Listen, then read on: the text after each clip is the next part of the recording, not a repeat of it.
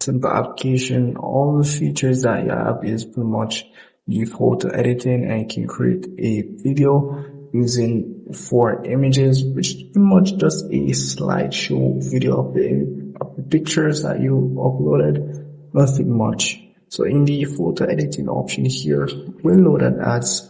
Once the ad is finished, you just skip it off. Nothing much for that either. And once I've watched the ads and skip it off, you can pretty much select any image within your gallery. As you can see here, you can also select the aspect ratio of the image. And as you can see here, just some little edits. You can tap on the next option here. You have some other little edits which you can do as well. So very, very simple application as it relates to photo editing. You have the tunes option here. Just basic photo editing features which you can pretty much use for this application. So yeah, that's just really pretty much it for this application. If I missed anything at all, please comment below and let me know. And yeah.